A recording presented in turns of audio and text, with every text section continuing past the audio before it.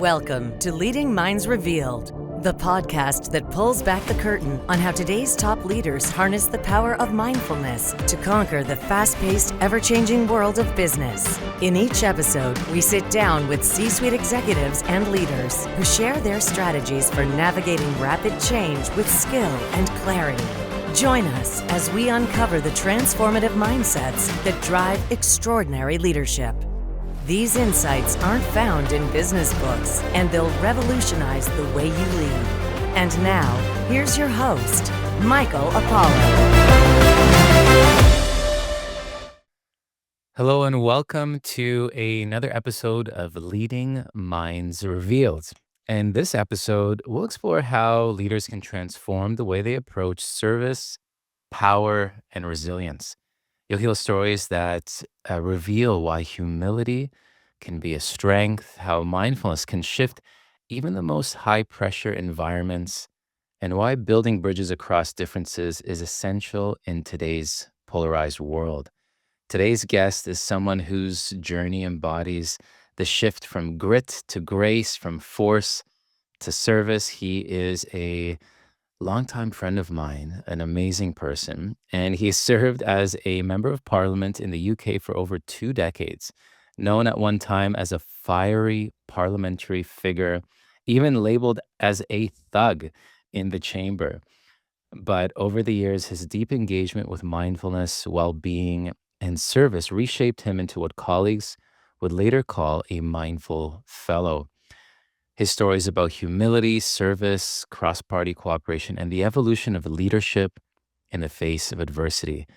Please welcome my dear friend, the Honorable Chris Ruane, to the show. Welcome, Chris. So lovely to have you here. Yeah, welcome to you, Michael. And while you're handing out those plaudits, I pay applauded to you for the great work that you've done in Canada and around the world in your leadership role in mindfulness. You're a great man doing great things. Well, I'll take it. I'll take it. And yeah.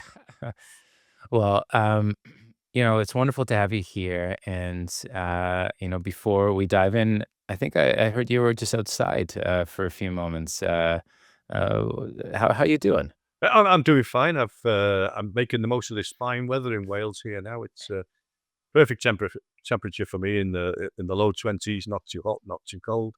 I can get out and do work in nature, in my garden, in gardens I tend around the town without getting too hot and sweaty.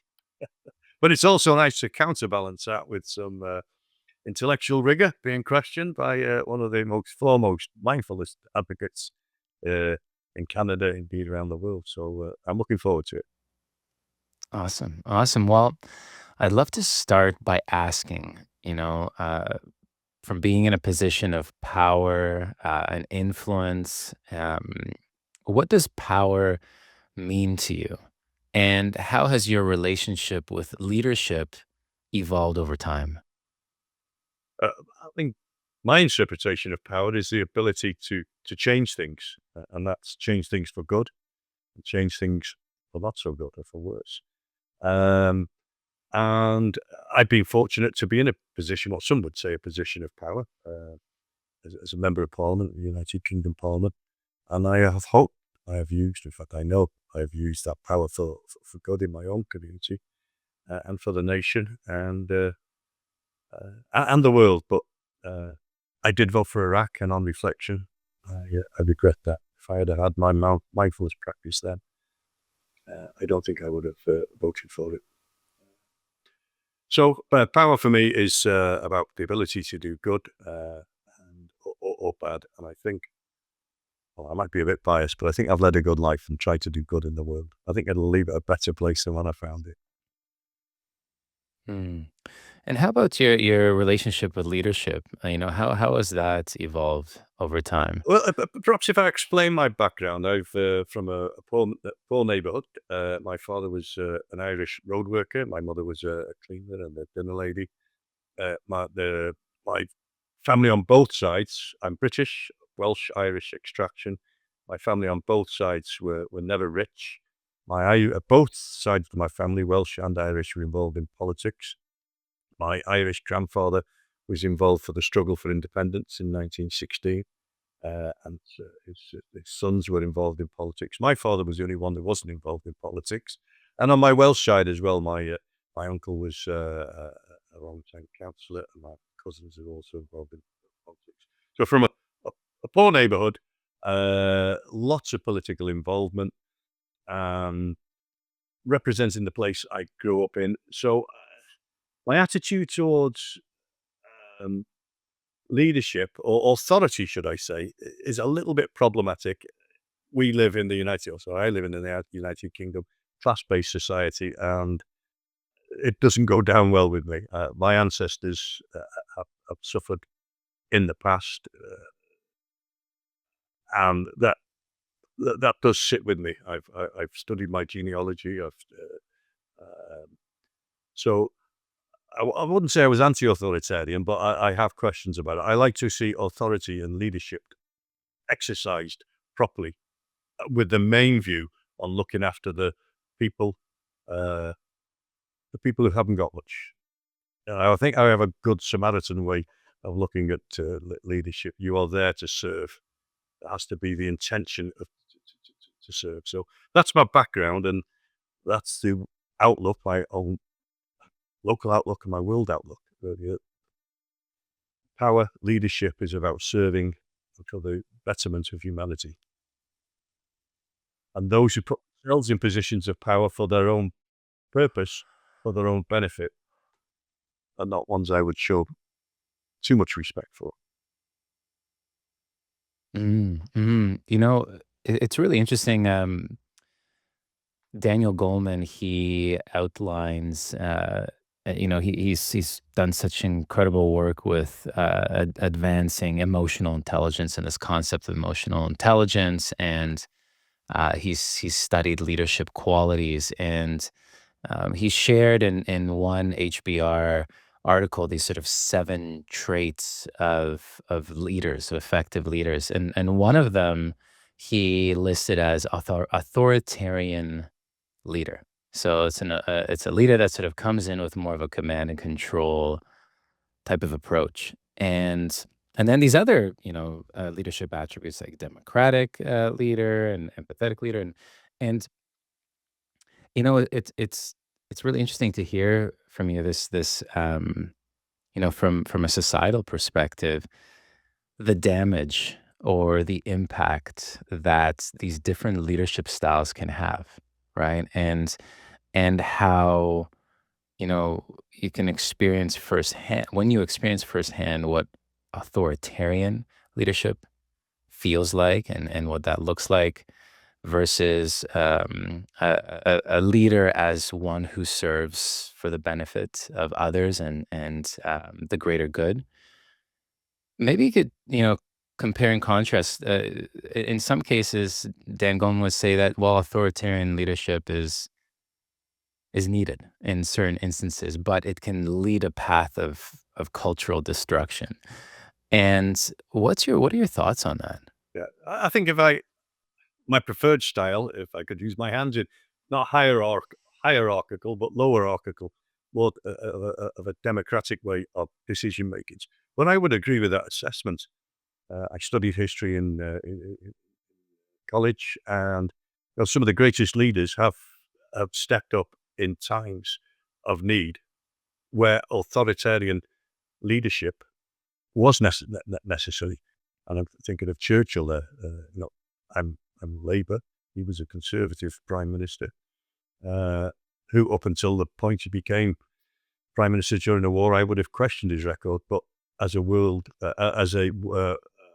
leader during one of the greatest existential threats to humanity, he was what was right for the United Kingdom, and dare I say Europe and the world are powerful, leading from the front without paying much attention to what was behind him at that point in time was needed. But we live in democracies, and democracies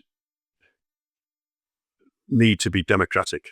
They need to listen to the will of the people. They need to be open-hearted, open-minded, and that's my approach to leadership such a power. I'm a big believer now over recent years in citizens' juries, citizens' assemblies. One of my former colleagues, Graham Allen, is the head of the Citizens' Assembly movement of the United Kingdom. I meet with him regularly and discuss this. And it's something that I've advocated as a commissioner on the UK Electoral Commission. That as an institution concerned with democracy, we should be listening carefully, not to just what politicians want from democracy, but from what ordinary people want. So yeah, definitely a lower-archical, inclusive approach to leadership. Mm. It seems like what I'm hearing is that this like authoritarian leadership style is usually in times of crisis, where and it may be effective or it may not, because if you have an individual that perhaps cannot skillfully lead in that time of crisis, that authoritarian style may fall flat. But if there are certain skills and abilities and to sort of drive forward a specific agenda at speed, and Daniel Goleman, he in his research found that that was the case too. If there is a specific time in the year or within an organization's um, so business operations where there's a crisis mode, sometimes that could be helpful, but it can lead to a negative impact. But then separately though,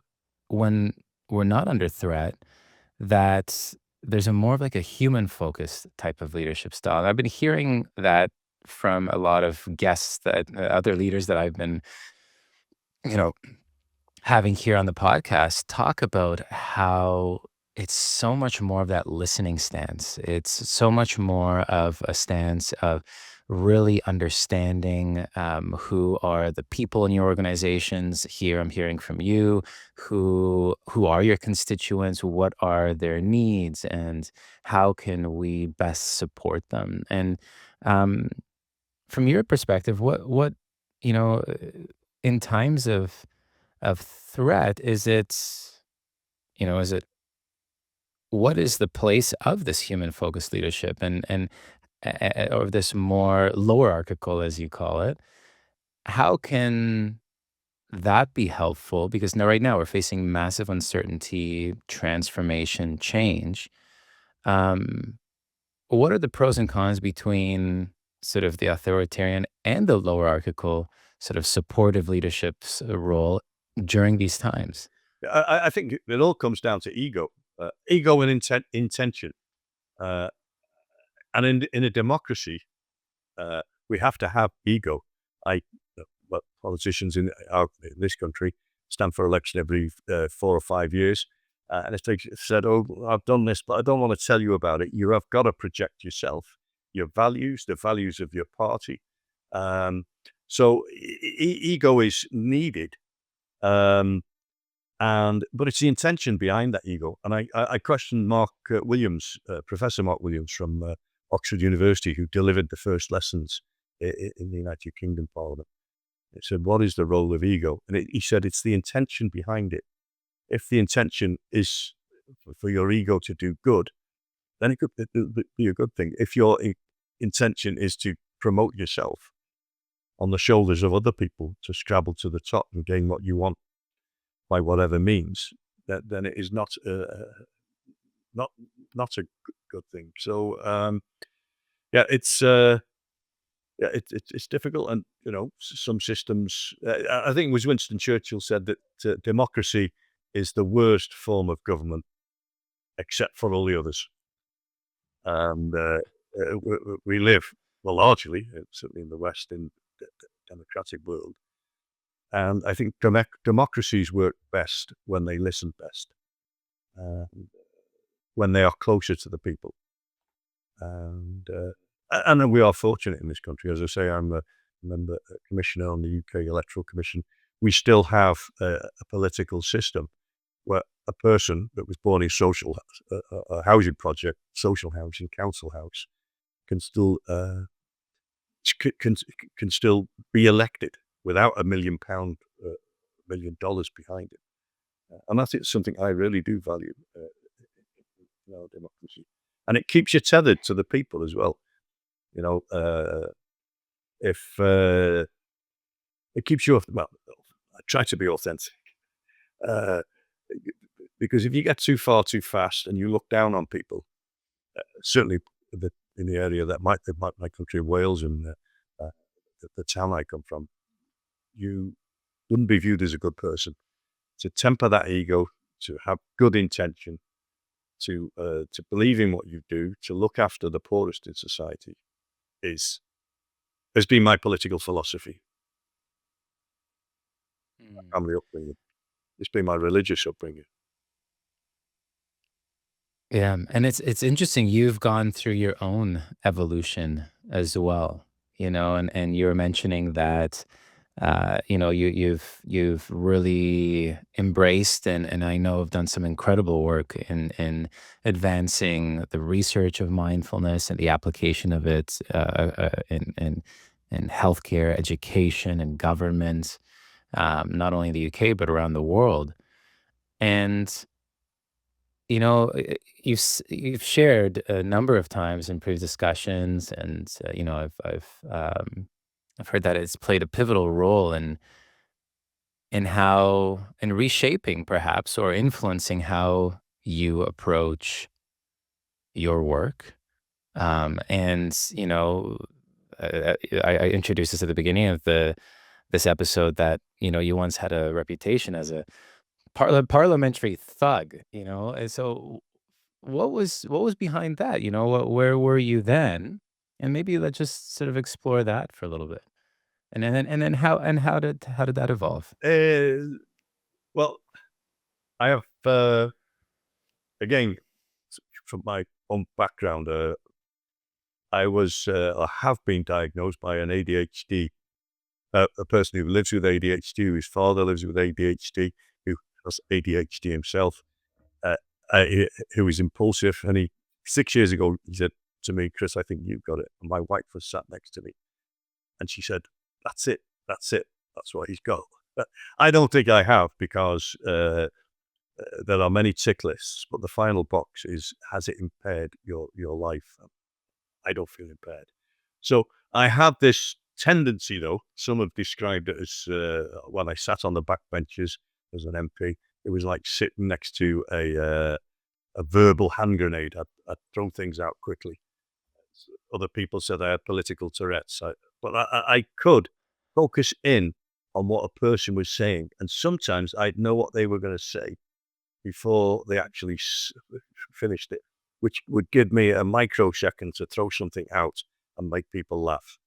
And the sketch writers, those are the comedy writers, they sit up in the balconies and they take note of what's going on. They would give me a good rap. They would, and one of them, a right-wing sketch writer, described me as a knuckle-dragging torturer's assistant, and that was Quentin Letts from the Daily Mail. So I think that was in 2010 when we were in opposition. I was the BPS to Ed Balls, who then was the Chancellor of the Shadow Chancellor, and I would sit behind him. He'd be at the dispatch box, I'd be behind him. I'd be looking out for people trying to trip him up and trip them up before they could trip my boss up. So that's when I was called a knuckle-dragging torturer's assistant.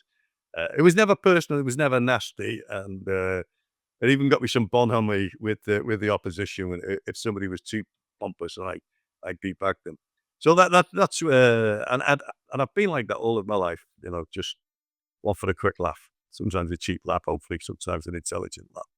But and I've never been overly personal about that. But I started practicing. I was probably about 3 or 4 years into my practice of mindfulness by that time, and I was on a journey, tempered myself. And I don't know, over the years, we didn't actually have the formal lessons in Parliament till 2013. So it was a private practice through YouTubes and podcasts or whatever it was from Spirit Rock in California that I practiced by myself. But once a more structured approach was given through Oxford University, who delivered the lessons in Parliament, there was a deeper mindfulness that I started to feel. And I was sitting down in a room with members of the opposing party. In fact, members of all parties in the House of Commons and in the House of Lords, male and female, from different religions and none, different political parties. We left our politics at the door and sat and meditated, and then had the discussions afterwards and the insights that we'd learned. So it was a slow and long journey, but by 2000, I think it was January 2019, it may have been 18, I was asking a question to the Prime Minister, Theresa May, at the time. And I wasn't trying to strip her up. I gave her the question the night before on the Tuesday night for the Wednesday session. So this is a question I'm going to ask. It was about our Mindful Nation report.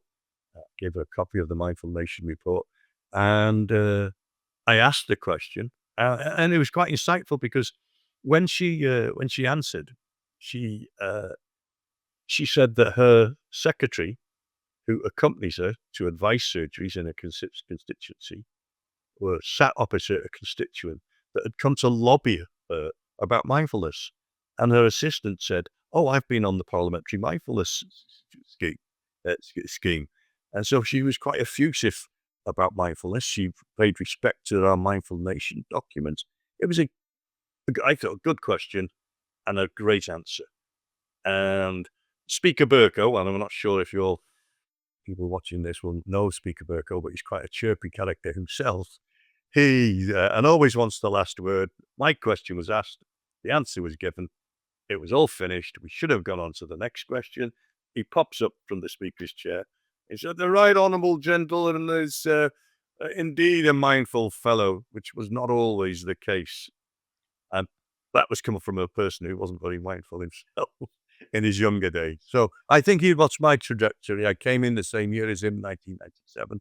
He'd watched my trajectory from political thug into a mindful fellow, and felt that at that point in time, in the middle of Prime Minister's questions, he popped up like a jack in the box and gave this comment, which I'm eternally grateful for. What do they call it in business when you do it? Is it 360? When you ask people all around you, what's good about this person, or what needs to be improved? So I felt there was a little bit of 360 there. And other people have said they've noticed. Some people don't think it was a good thing. Some say, "Chris, you've lost your spark." Well, I don't think I have. I've got that spark, but it's a more well-directed spark. It's not so combustible. But I've still got my passion for the things I campaigned on in Parliament, which was electoral registration, well-being, and my constituency. So, and I'm following those three passions outside of Parliament, and then that one-page really position now. So I think I've still got my spark. I've been on the journey. I think I've come out as a better person. Yeah, it's really interesting. I've had many people over the years, speaking about how they're worried that that they're going to change, that spark that they have is going to change, that they're going to become different if they engage in these types of practices, and mindfulness or other meditation practices that are out there. And I should pose a caveat that not all meditation practices are the same, and that it's very important to be very clear around what you're doing when working with any type of mind training. But it comes up often. Am I going to become different? Am I going to lose this passion? Especially from many South people from South America. I found that, oh, we have this passion, we got this vitality here, and I love how you put it where I still have my spark, but it's much more sort of focus, as opposed to combustible. There's this it's more directed, that spark, and it's really interesting because, I find that without this practice, I can become much more dysregulated, sort of driven by emotions, less focused. And thinking of it as a way to sort of just really center oneself and to ground oneself in the moment, to become more uh, consistent and stable, even in how I approach what's happening, and even more focused. I've noticed that for myself. And your story really shows the dichotomy of, like, okay, what can happen? What could be the tangible outcomes of engaging in these practices? But maybe you could speak about, like, what does that look like from a really practical way? This is sort of this journey that a leader can go through after they become introduced to a practice like this. And what other options are there to mindfulness that you've come across that can be as impactful? Um, yeah, I mentioned Speaker Burko had noticed the change in me, and my wife warned me about. She said, "You are one of the happiest people I know, Chris." When I started on my journey, she said, "You've had a problematic childhood. If you go digging, you might not like what you find." Um, so she was wary. She studied psychology as a degree. She's now a trained counselor. She brought up two kids. So she said, "Be wary, be careful." But I've been on the journey now for 17 years. And I think, uh, well, I've never actually asked her. I'm assuming. I think she thinks I'm a better person. She better think that anyway. um, because I, one of the things that brought me into politics was anger. Well, I thought was righteous anger, but sometimes it was over righteous anger. Um, and I think, again, like ego, it needs to be tempered. It needs to be the servant and not the master. And I think I still feel like that at times. But I have contained that anger, and it is my servant. It doesn't lead me off in this direction or that direction. It takes me forward in line with my values. Um, so I think it's helped me to temper my anger, my ego. It's helped me to be more balanced, more nuanced, not so black and white thinking, shades of grey. Um, it's given me skills. It's given me gifts of the mind that have benefited me tremendously over the years. The course that we followed in Parliament was Professor Mark Williams's book, Peace in a Frantic World. So it taught you about the importance of the breath and the anchor, and to watch your thoughts, the primacy of that, but also practical skills, which have served me well over the years. The ability to respond instead of reacting. An immediate reaction can up with you in prison. It can end up with you losing your spouse. It can end up with you losing your job. I still have that little bit of that kind of um, outspokenness, but it's helped me to temper that. Helped me to introduce that 1 or 2 seconds, or even half a second, um, that can make the difference between a reaction and a response. It's taught me about the importance of nourishment and depletion. That when you're in a high pressure job, and if you're in balance, that's fine. But when a bit of extra pressure, you start to go down, and you ditch the things that balance you, and you take on the things that deplete you, and you go down and down and down to burnout. I try to keep myself at the top there in a position of balance. It's taught me about gratitude. Gratitude for me, and I was born, raised, and still practice my Catholicism. And I think and it's not just in formal religions around the world, but indigenous religions, the ability to be grateful gives you perspective. So one of the great skills that I think it's taught me now, because I have a chance to reflect this. Politicians are great finger pointers.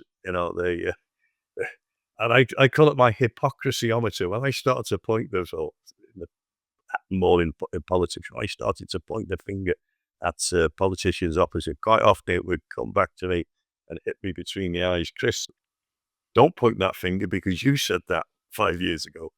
You did that 10 years ago, and it can hold you back.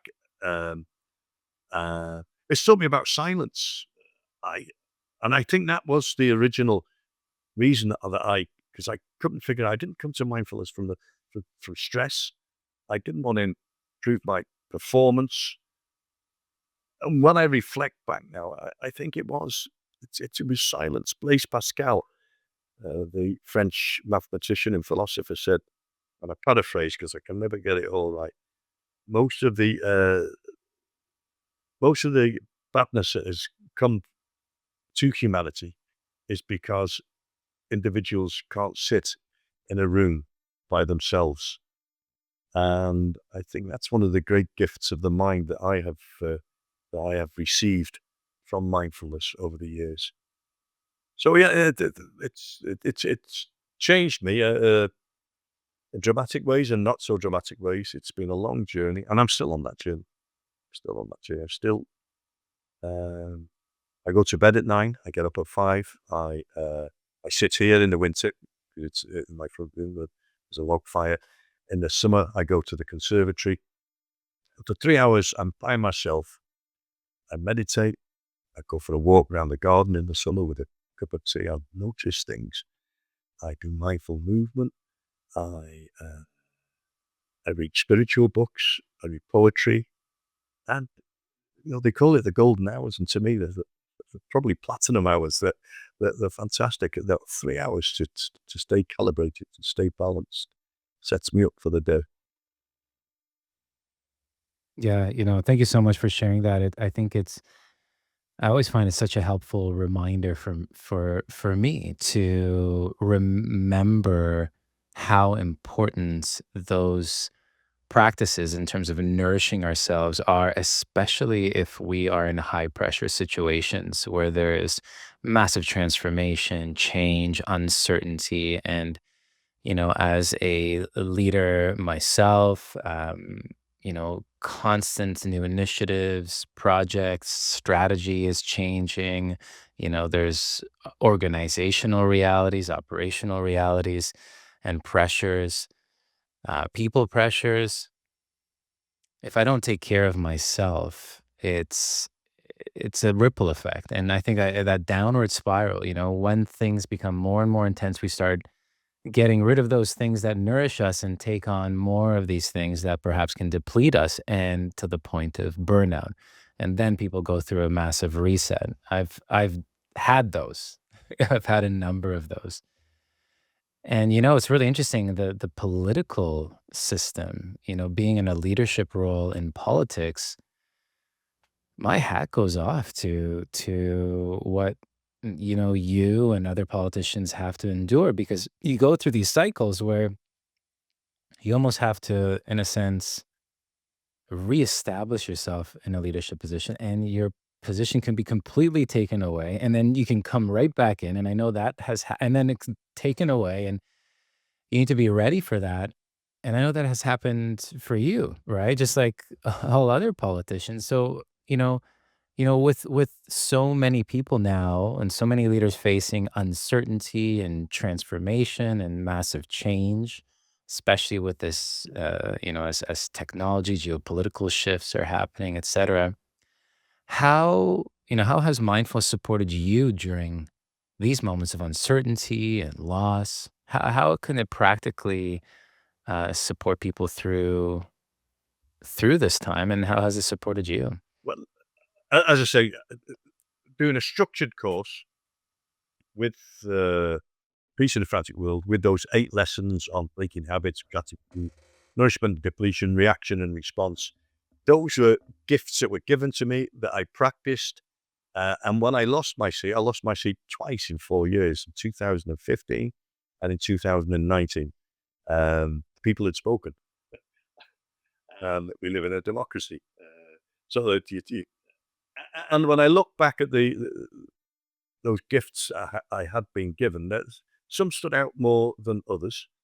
And gratitude was the first thing I reached for.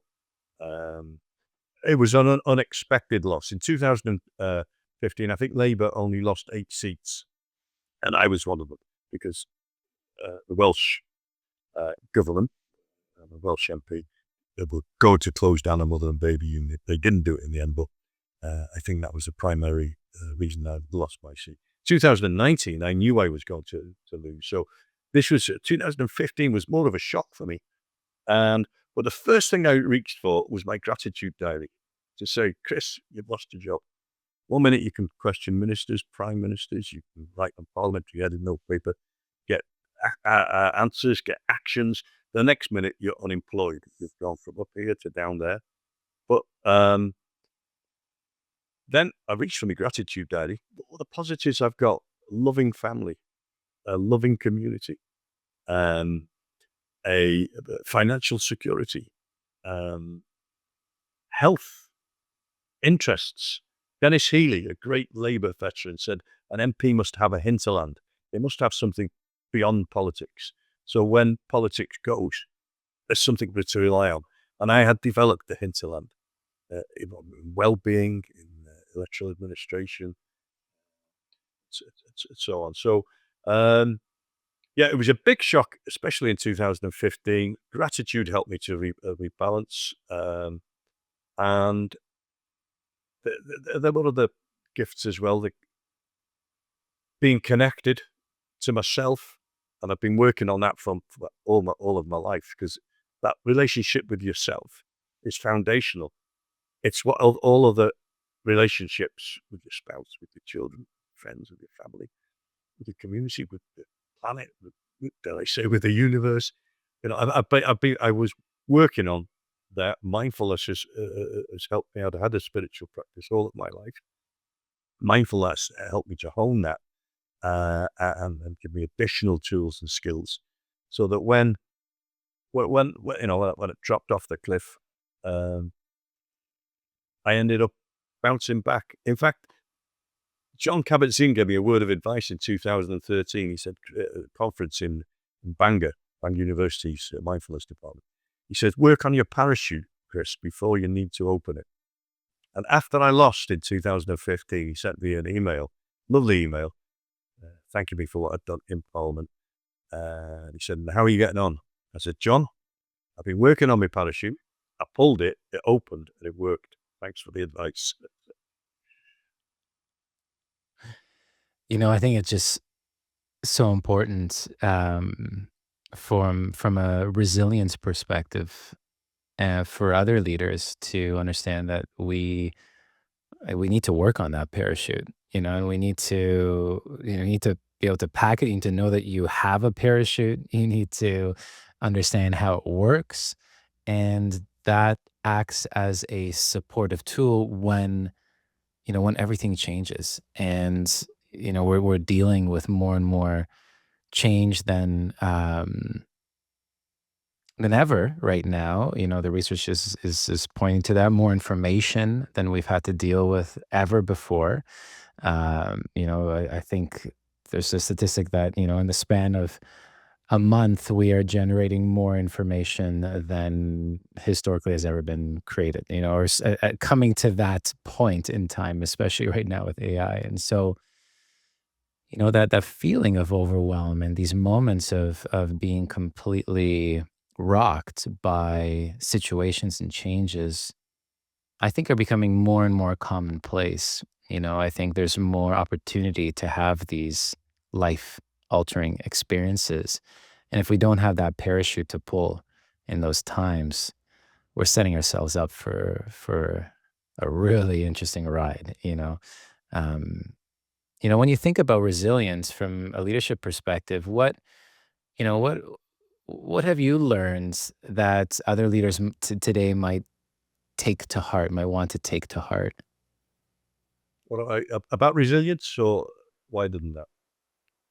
About resilience, yeah. About resilience, that you've got to work at it. Like John said in that, in that pithy comment, you've got to. Well, some people are born with it.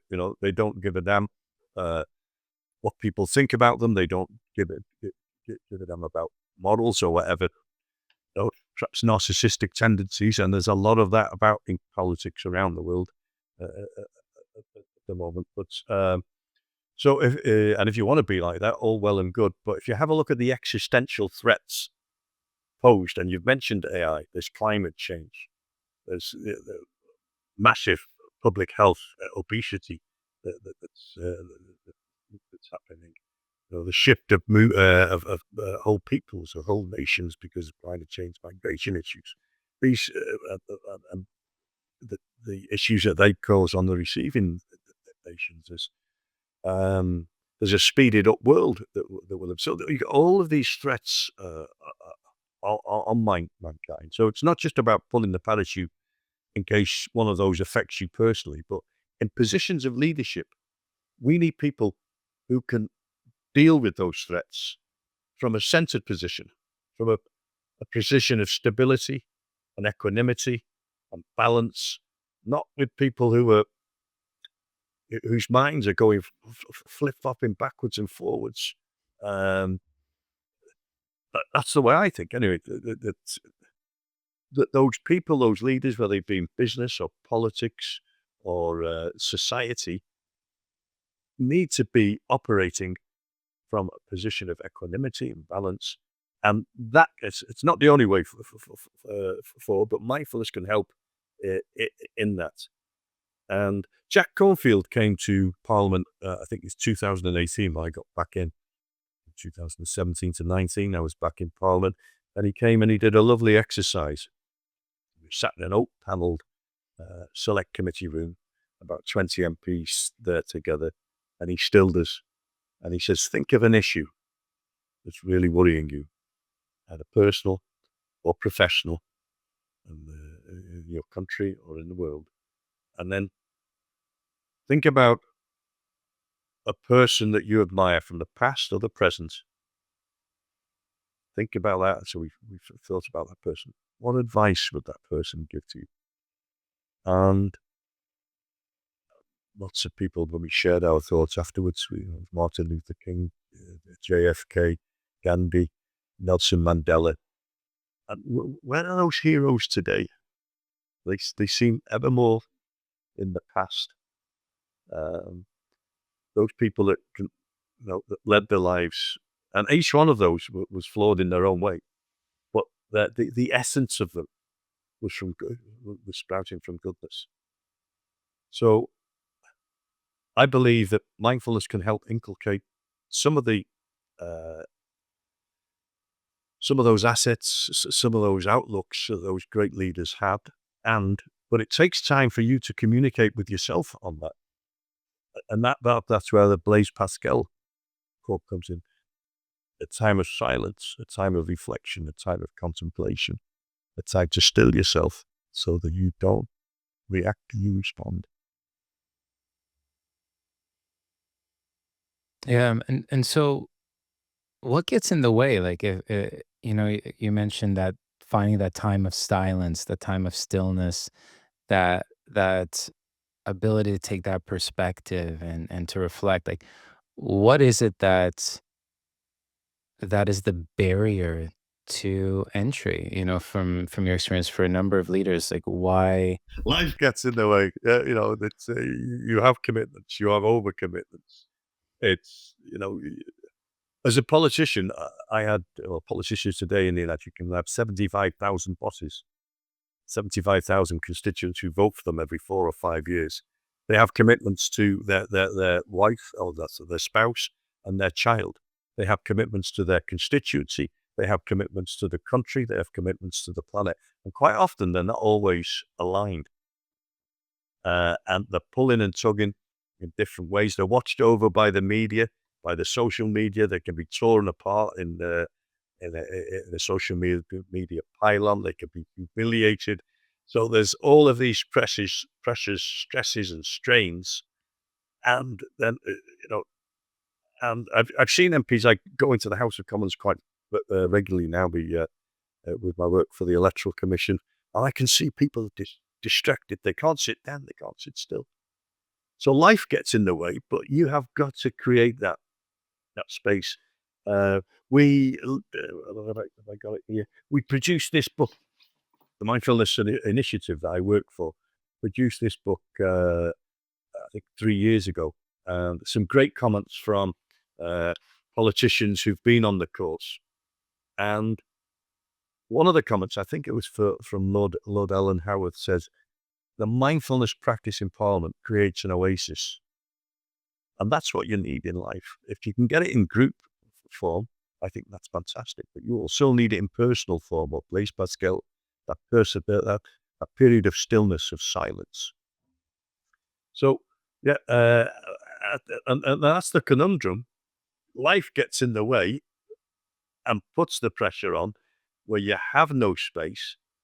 But if you create that space, you can reduce those problems, whether they be personal or political or professional.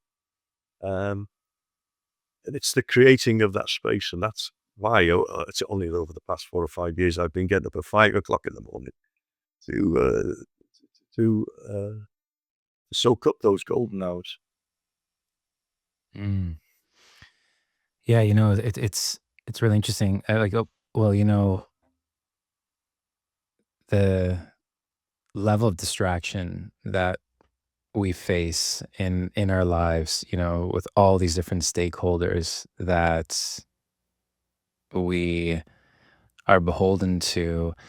It's that self-fulfilling prophecy, like that pressure just sort of grows because then we create more pressure upon ourselves because we're taking on more and we feel that we have to complete all that, but it's a never-ending cycle because it only builds, and um it feels so counterintuitive to think, wow, well, that I need to slow down and I need to still myself so that I can actually be able to see all this clearly and to be able to approach it skillfully as opposed to just getting through it because that can just sort of feel like what needs to be done.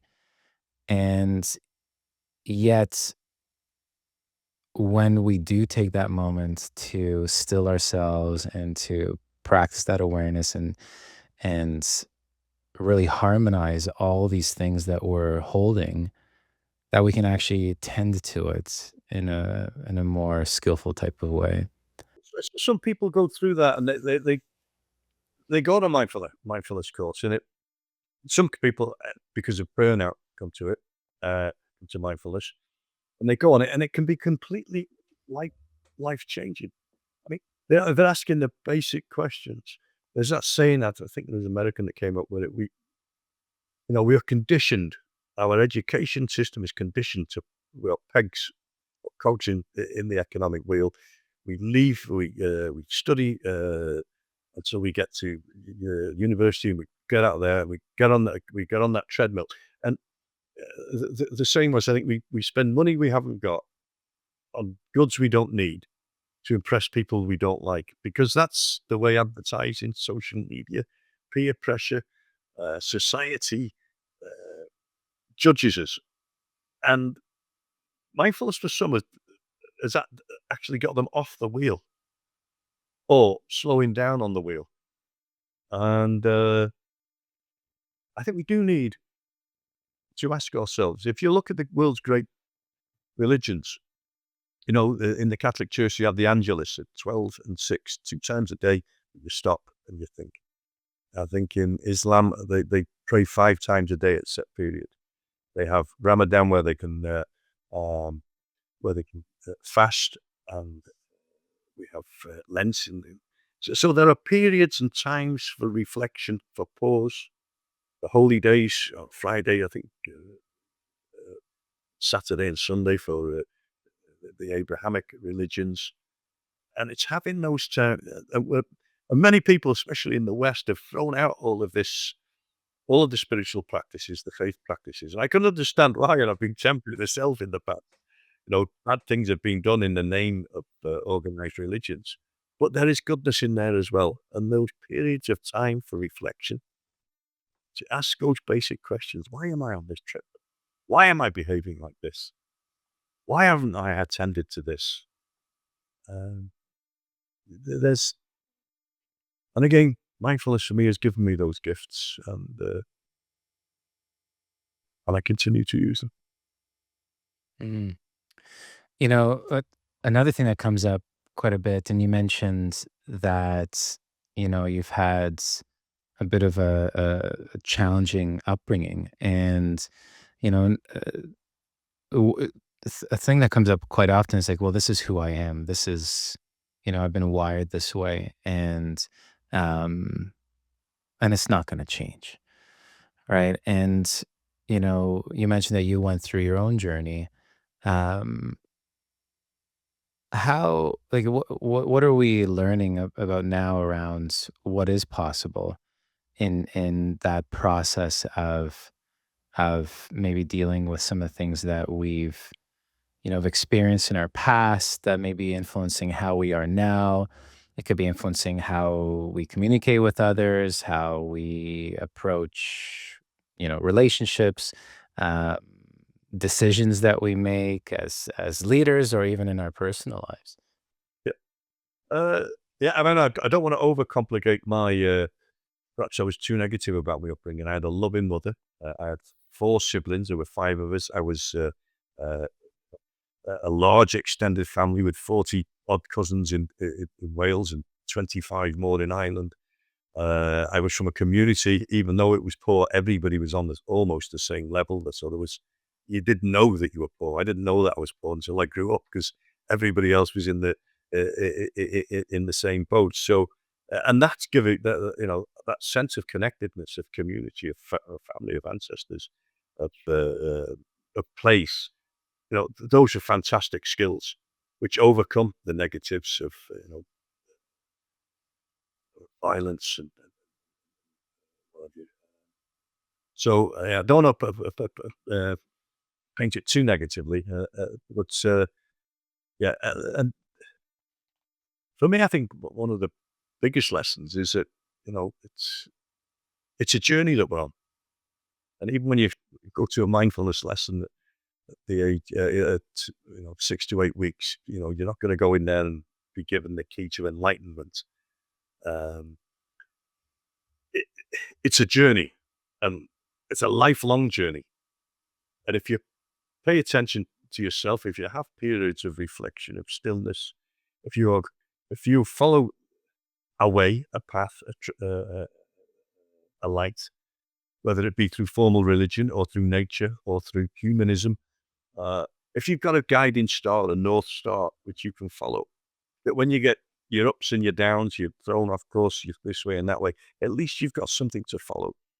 And the tools to follow that which I've outlined before: perspective and gratitude and nourishment, depletion and reaction and response. And it's a long journey, but it's a fruitful one if you pay attention.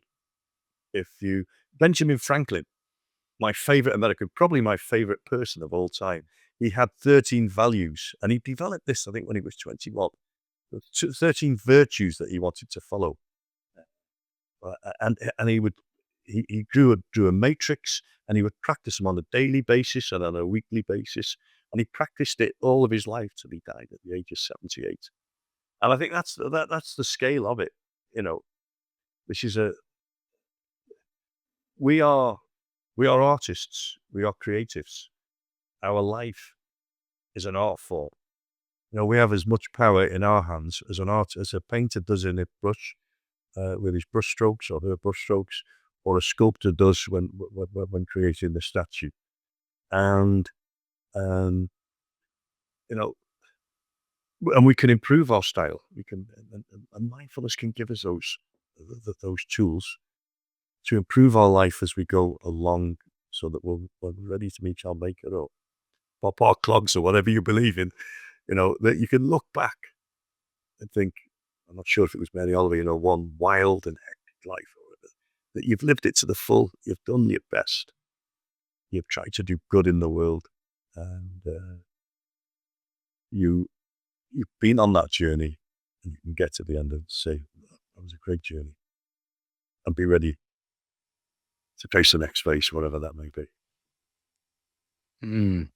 I think it's very inspiring. And Something that I'm hearing too is that there's a deep value in continuous reflection and taking that time to really think about the deep questions and understand what's driving us. And you mentioned values and virtues, and the role those have played in other leaders, but also in your own leadership. Humility and service are these central themes and seem to be these strong values that you hold as a leader.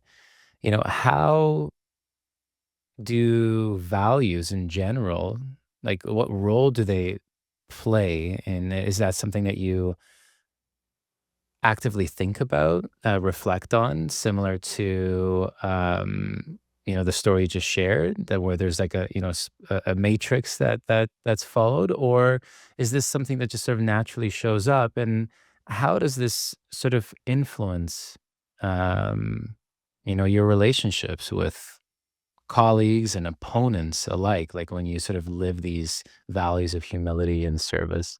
I think your values come from many varied sources. They come, and I've outlined some before, from your family, from your faith, from your culture, um, from society, from your peers. And what worries me, and I sound like an old man now because I am an old man, yeah, but uh, the things that stabilized me, or the positives that I would outline, about my family, about my ancestors, my sense of place, uh, my religion. Those were good things for me in the main.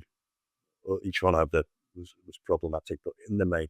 But when I think of today's world with social media, with advertising, and not just general advertising, but specific advertising, what you click is what you'll be advertised 5 minutes later. There are all of these pressures. Go this way, go that way. The rise of pornography on social media, and whatever, and distractions. You are what you own. Um, that I think it's very difficult for children and young people today, and all the more reason. And this is one of the things I've campaigned on in Parliament and outside of Parliament.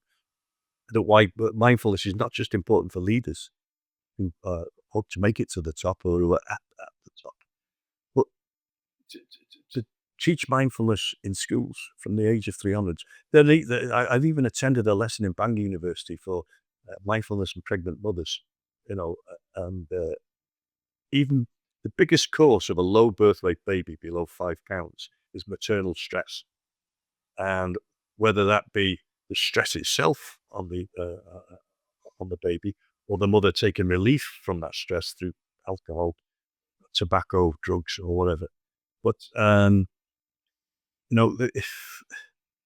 if we can help the mother remain stable and balanced, if we can help the baby stay stable and balanced through being in a loving relationship, and when they get to school, and when they finish in university, and when they go into those leadership roles, for me, if and all the more reason now that certainly in many countries that organized religion is going now, they need something. They need something to help them get on that path and not be distracted uh,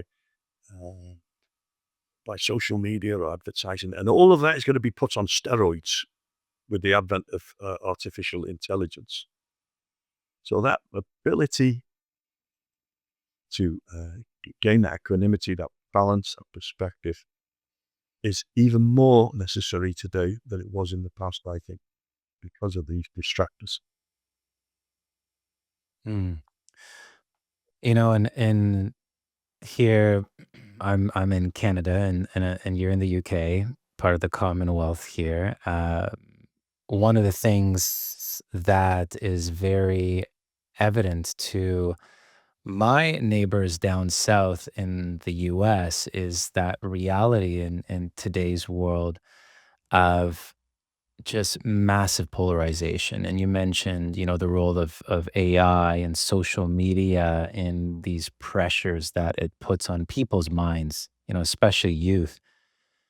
But I think in society at large, something that I've been viewing is there's just huge polarization from a social media standpoint in terms of the information that people are being fed and the fact of how siloed it's getting. I think the research is showing that, right? If I sort of click in this way, then I just boom, go down a massive rabbit hole that further polarizes me in this point of view.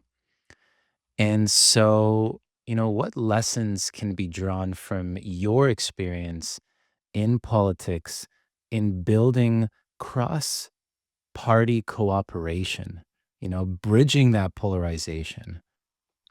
Right. And you mentioned the word Commonwealth, and at that, I've got this next to me here now. This is the Commonwealth Parliamentary Association, and 69 or 70 odd countries in the Commonwealth. They wrote to all of them, to the parliaments, and said, what have you got in place to help the mental well-being of, of your legislators? And it's the Mental Health Toolkit for Commonwealth Parliamentarians.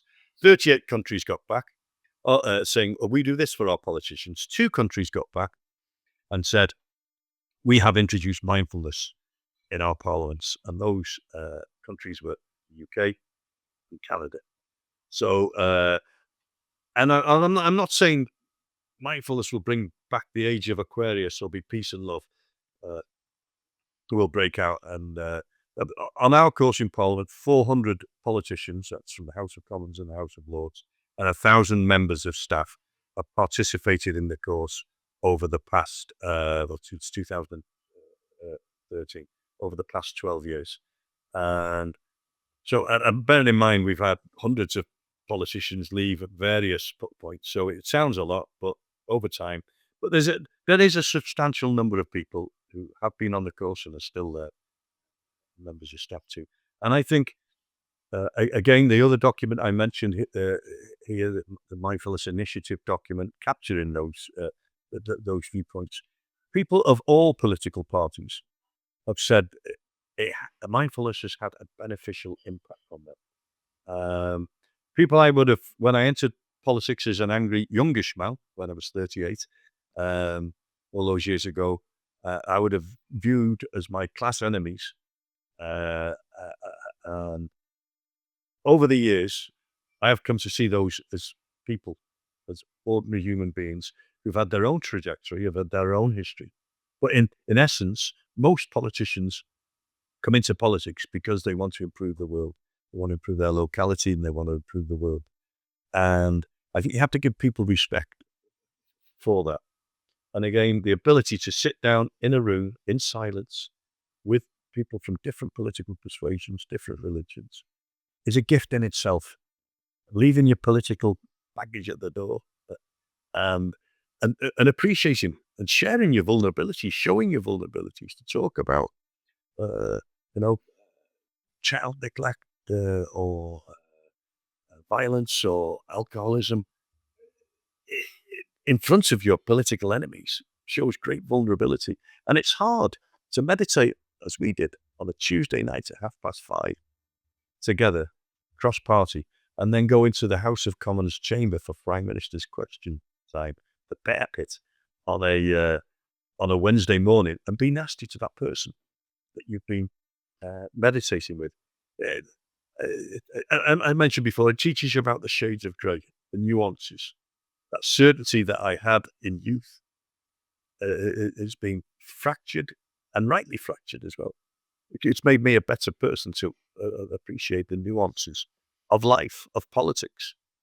And I was at a former members do in the speaker's apartments 3 weeks ago. Most of the members in there were from my political party, from Labour. There were a smattering of Conservatives, and one of them was Tim Lawton, who was the co-chair of our Mindfulness All-Party Parliamentary Group, Labour co-chair, Conservative co-chair. And I saw him there, and I just couldn't help but go up to him and hug him. And he gave me a hug as well. And it was a tick that hand hug as well. 6 seconds. Not one of those, but yeah. So yeah, and then I was proud. So he'd finished last year. I finished 5.5 years ago, and we were able to see each other in a non-party political events, open to all. And the first thing we wanted to do is give each other a hug.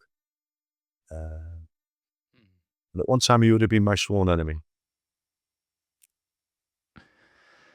I think that sends such an important message of, again, coming back to humility and really bringing in an open and compassionate mindset to people in general. It's when you look at this, the polarization that's out there, and how you look at, there's a gender polarization, there is political polarization, there's polarization across the board. But when we take the time to see the viewpoints, to see people that they're just like us, they want to be happy, they deal with challenges and stressors just like us, family issues, work issues, that when we can see that humanity in others, that that starts opening the doors towards finding some way to be able to coexist. And when we do that, we can approach things with greater insight. It doesn't mean that we still don't butt heads. It doesn't mean that we don't come into heated debate and do what we have to do to advance this agenda of making a better world for everyone. But I think it starts from that place of humility, like you said, and listening, deep listening and deep understanding. And it needs to be inclusive, because if you're creating an echo chamber, that in of itself creates a big issue. So I think really looking at how we bridge those divides is so important. And I think, I mean, I chair the Mindfulness Initiative. Can I just give a plug for the Mindfulness Initiative? It's a fantastic organization run by a part-time chief executive and volunteers. But in my role as chair of the Mindfulness Initiative's global network, um, I have come across some great best practice at an institutional level. And it is when you get the buy-in from the top people, the speakers, and I'm talking about the Speaker of the Parliament in Ireland, the Speaker of the Parliament in the United Kingdom. I think in Canada too, you've had the support there, and in Australia. Where you've had that support, that's where we've made greatest progress. And I used to be a school teacher for 15 years, shut down, sit down, be quiet, play nicely, be kind. And I was hearing the same in the House of Commons chamber. Be quiet, order, order, behave. But those skills can be taught. They can be taught to children, and they can be taught to politicians. And to have the buy-in, to establish formal practice within an institution, whether it be a business or a voluntary sector or a legislature, to have the support right from the top is fantastic. And it's that institutional change that we need. And it's not just in politics. Over the years, I've been to speak at Jaguar Land Rover, HSBC Bank. I spoke to the Kennedy School of Government in Harvard in 2017. I've spoken at the UN twice, the OECD. It's about taking those messages that we do need institutional support. And it's great to see organizations now like the United Nations who are working on mindfulness for diplomacy for diplomats. Winston Churchill said, jaw, not war. And if we have got diplomats that can listen deeply and not just take back what their leaders want to hear from a country, but to offer a wider perspective, then that will be a good thing, because I think there's another saying that war is the failure of diplomacy. We're living in very fractious times. If our leaders, any leaders watching this, uh, this podcast here today, if they're playing their bit as a leader in business or politics or the voluntary sector, if they're playing a mindful leadership role in there, then the world is going to be a better place. But there needs to be more people doing that, more people equipped with the skills to negotiate a very difficult time in humankind, in human history. So, and if you can help the mindfulness initiative in any way, by getting our work out or arranging for talks, all well and good. I can put out a big shout out to the Mindfulness Initiative and this incredible work that you've led, Chris. It was thanks to that Mindful Nation UK report and this foundational research and programming that has gone across all governments around the world that allowed us to work with the Canadian Parliament and introduce this to the House of Commons. And like you said, to the Speaker of the House, to the President of the Treasury Board of Canada, to the government whips, to, and to over 60 MPs here being introduced into some really grounded practices, and which we just explored are so important. And they could not only provide us with the skills that we need to get through the challenges of our day-to-day leadership lives or in personal lives, but also can start bridging a conversation that can create greater cooperation towards creating the world that we want to live in. And so definitely check out the Mindfulness Initiative. We'll put a link into this episode to There it learn is. more about The that. Mindful Nation report, There, and one especially for the workplace. Separate. there you go. There you go. Well, which was We'll what? put both of those links Yeah, and this one into. was drawn up with the help of Ernst and Young, HSBC, Jaguar Land Rover, um, GlaxoSmithKline. Um, so two great documents from a great organisation, which I am proud to volunteer for. Fantastic. And Chris, is there any other way that any of our listeners can get in touch with you? Is Yes, it LinkedIn or? can I just say, one of the great pleasures of no longer being an MP when I lost in 2019 was not to be on social media. So I am not on Twitter and I am not on Facebook, but I am on LinkedIn. So if anybody does want to contact, if they want me to do a Zoom talk or whatever, um, about about any aspect of mindfulness, I'm prepared to do that. Yeah, I've got a busy next few months. I am at the Oxford conference next week. I am going out to a conference in Greece in October. I'm speaking to uh, medical consultants, gastric consultants in October, and hopefully I might be going to the United Nations to the conference they're organising on diplomacy in December. So, and this for me is a perfect retirement, as well as volunteering digging gardens in the Catholic Church or the local park 500 yards away, or mentoring local groups. I do, which is the physical side of it. I also have blessed with being the chair of this Mindfulness Initiative Global Forum, which gives me great joy that I can continue the work that I did in Parliament. And I think, in some respects, having more impact. Amazing. Well, we will definitely provide a link as well to your LinkedIn. And Chris, I think this conversation has been just really insightful from seeing what how an individual, how a leader in the spotlight, in the societal spotlight, can go from thug to mindful fellow. Really practical takeaways of what we can do to really support ourselves and to build that parachute and to tend to that parachute for those moments when we're going to need it. And then also how we can really approach from an inner mindset perspective, meaningful change in our lives that can impact our organizations and our society at large.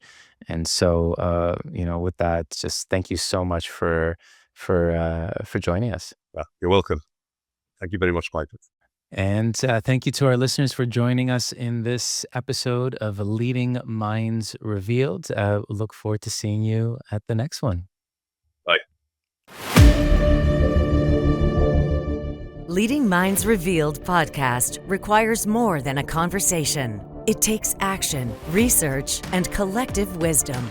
If today's episode resonated with you, we'd love to hear your insights, join the conversation, and help us shape the future together.